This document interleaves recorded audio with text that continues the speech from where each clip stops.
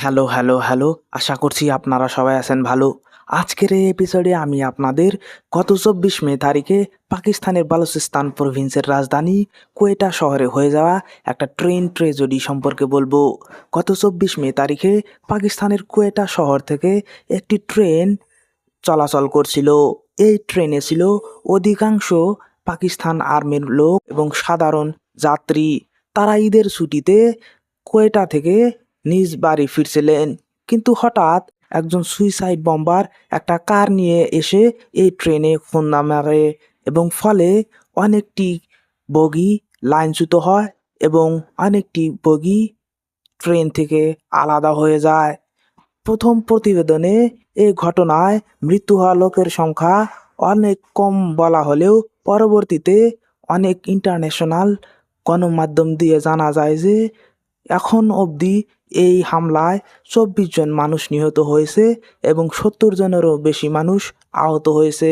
আহতদের অনেকেই ছিলেন পাকিস্তানের সেনাবাহিনীর সদস্য। এই হামলাটি এতই প্রবল ছিল যে লগে লগে আগুন ধরে যায়, আকাশে ধোঁয়া উঠতে থাকে এবং আশেপাশের অনেক ঘরবাড়িও ক্ষতিগ্রস্ত হয়। এই ঘটনাটির দায়ভার একটা পাকিস্তানি সশস্ত্র বাহিনী বিএলএ বা বালুচিস্তান লিবারেশন আর্মি নিয়েছে বলে অনেক গণমাধ্যমের দ্বারা জানা যায়।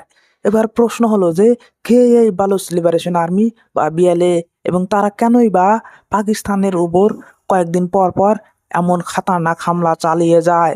বালুচ লিবারেশন আর্মি বা বিএলএ হলেন একটি পাকিস্তানের সশস্ত্র বাহিনী বা গোষ্ঠী যারা চায় না যে পাকিস্তানের বালুচিস্তান প্রভিন্স পাকিস্তানের অধীনে থাকুক।